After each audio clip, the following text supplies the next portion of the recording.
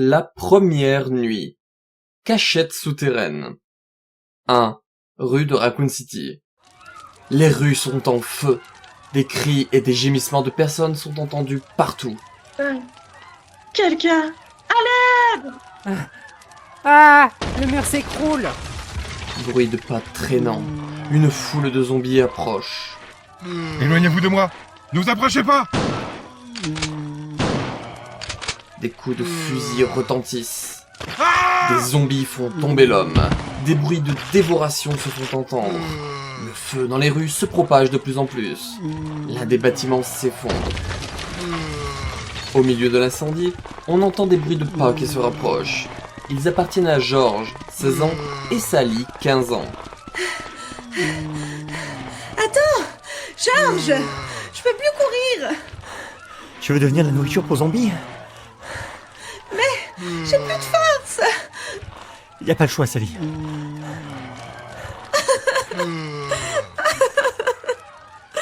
Mais qu'est-ce qui va arriver à la ville maintenant? À cause de tout ce qui s'est passé. Qu'est-ce que j'en sais? En ville, on se moquait constamment de nous. On nous appelait les rats. Maintenant, on est tous des rats. Ils fuient des zombies dans une ville en feu. Ils l'ont cherché eux-mêmes. Il y en a un autre là-bas. Ah, Les zombies l'attaquent. Sally. Nous survivrons quoi qu'il arrive. Nous irons dans une autre ville où nous deviendrons riches. J'aurai une belle voiture. T'auras un manteau de fourrure et des bagues avec de gros diamants. George, il y a un zombie derrière toi. Les zombies arrivent, menés par des gémissements. Wow! Vous êtes des monstres! Maintenant, ma batte va vous permettre de faire un home run. Il bat et martèle les zombies avec une batte. Mais ils continuent d'arriver. Sally, cours! Allons à l'abri. Nous trouverons un moyen de sortir d'ici. Le bruit des pas des deux fuyards. On entend des gémissements de zombies. Le bruit de la ville en feu.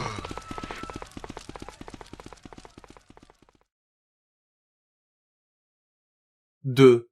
Bâtiment sous-sol. Changement brutal de la situation. Un silence.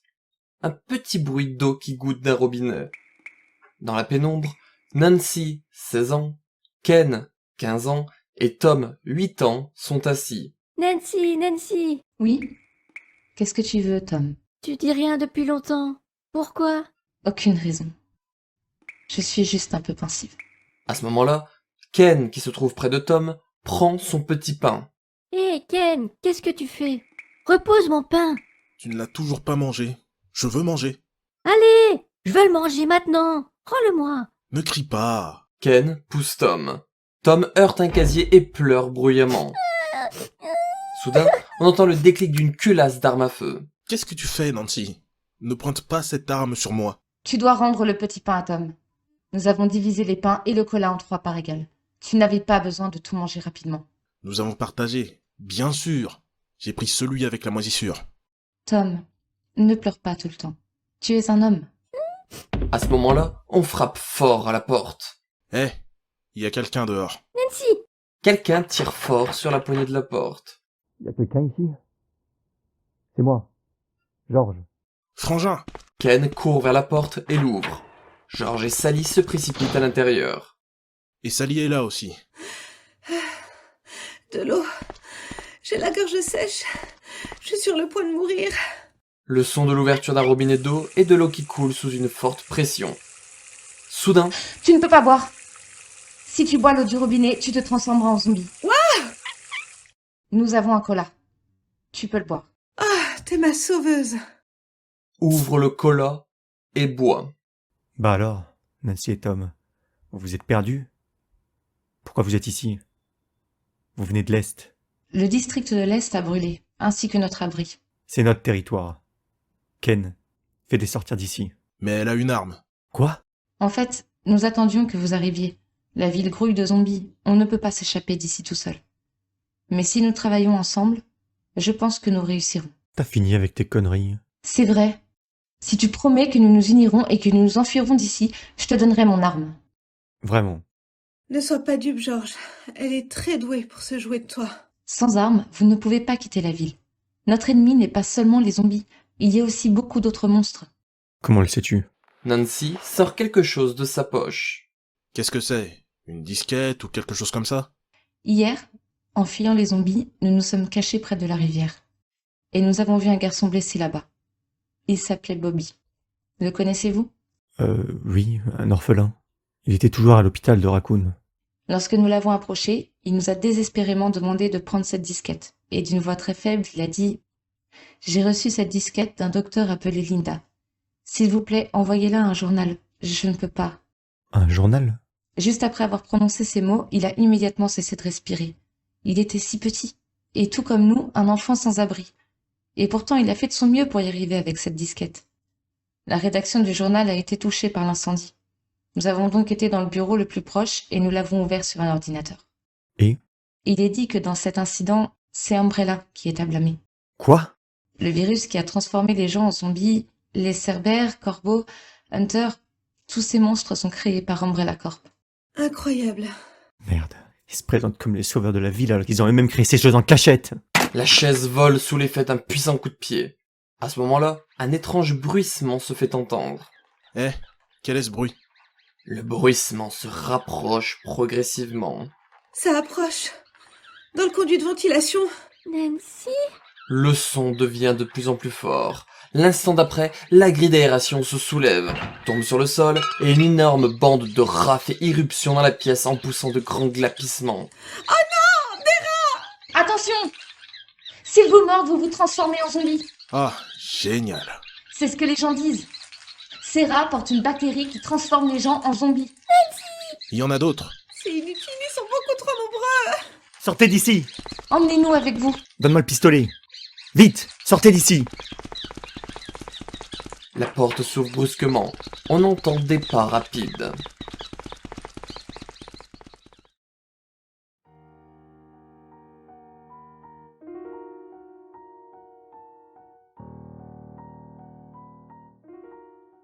La première nuit. Fuir les rues. 3. Dans la rue proche de l'abri. La rue est en feu. 5 personnes, emmenées par Georges, sortent en courant. Par là! Bruit de pas qui courent. Le mur de l'immeuble en feu commence à se fissurer et s'écroule avec fracas. Sally, ça va? Gémissement. Les zombies arrivent. Des zombies. Les zombies approchent Tom qui s'arrête de courir. Cours, Tom, cours! J'ai peur. Les zombies se rapprochent de plus en plus. Imbécile! Pourquoi tu t'es figé comme un pilier? Tenez, sale monstre! Du feu s'échappe du canon de l'arme. Le son d'un zombie mourant. Encore un, mon frère. Prenez ça!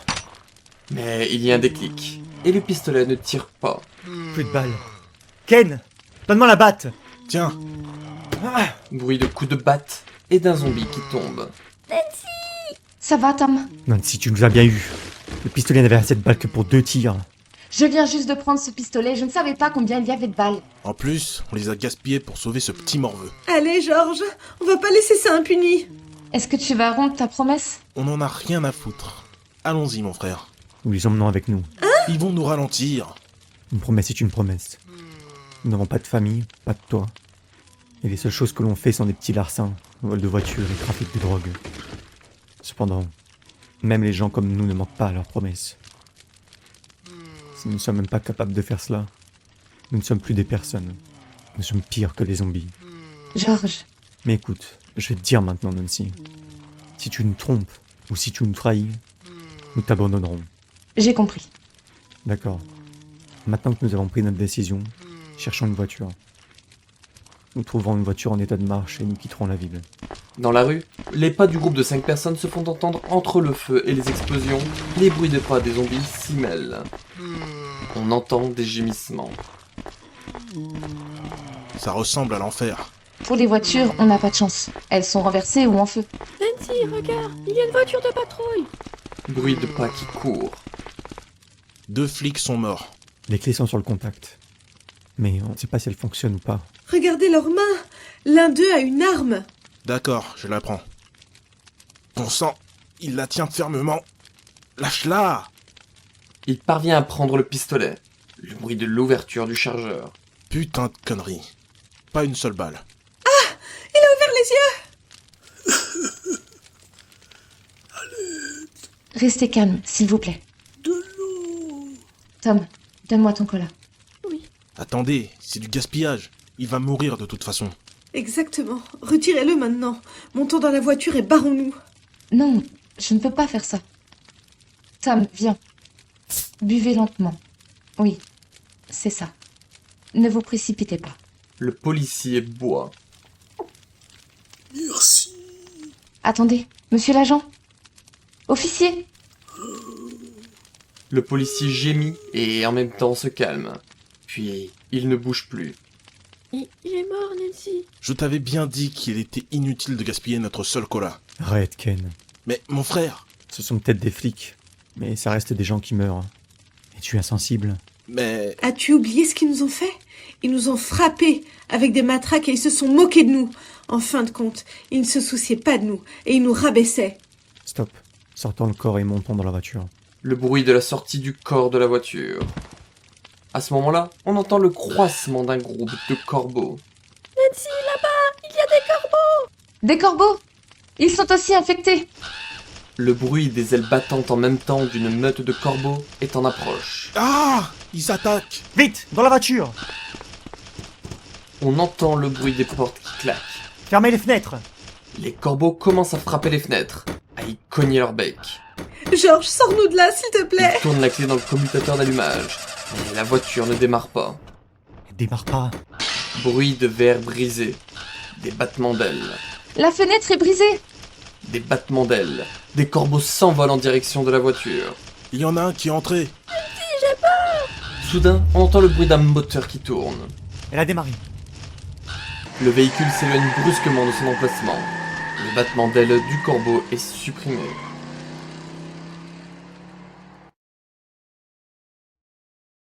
4. Dans la voiture de patrouille. On a réussi. Allez vous faire voir. Maintenant, vous pouvez dire au revoir à la ville. Allez, ciao. Tout le monde sourit. Quel est cet interrupteur? Ken appuie sur l'interrupteur. La sirène se met en marche. Non, je ne... Elle ne s'éteint pas. Et Georges, n'oublie pas le manteau de fourrure et les diamants que tu m'as promis. Oui, j'oublie pas. Oui, Tom. Nous irons dans une autre ville où nous pourrons vivre ensemble. Génial. Soudain, la voiture se déporte brusquement sur le côté avec un bruit étrange. Qu'est-ce qui ne va pas, Georges? Tu vas trop vite. Les freins. Les freins ne fonctionnent plus. Qu'est-ce que tu as dit? Ah! Un bruit de craquement. Le véhicule frotte latéralement contre le mur d'un bâtiment. Georges! Je peux pas. On va se cracher. Ah! La voiture démolit une poubelle. Bon sang. Si c'est le cas, il va falloir sauter. On va se faire déchiqueter à cette vitesse. Ne t'inquiète pas. Regarde. La voiture racle et cogne le long des murs pour la faire ralentir un peu. J'ai peur, Nancy. Sois courageux, Tom. Allez. 1, 2, 3. On saute. Les portes s'ouvrent et tous sautent ensemble. L'instant d'après, la voiture de patrouille s'écrase contre le mur d'un bâtiment en flammes, s'enflamme et explose. Vous autres, vous allez bien? Je suis là. Tom et moi allons bien. Où est Sally? Je suis là. Tout le monde est en sécurité. C'est bien. Mais la voiture... Nous espérions tellement pouvoir enfin sortir d'ici. Merde. N'abandonne pas. Nous allons marcher.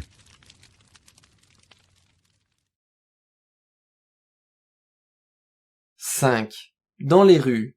Nuit. Au loin, on entend un hurlement de chien. On entend le crépitement d'une flamme. Il fait déjà nuit, mon frère. Peu importe le nombre de personnes qui sont avec nous, on ne peut pas s'en sortir à pied, on va mourir ici. Ne perdez pas espoir. Des bruits de pas et des grognements de zombies se rapprochent. Frérot, des zombies. Ils sont trop nombreux, ils viennent par ici. On fait pas de bruit. Restons discrets. Nous ne remarquerons pas.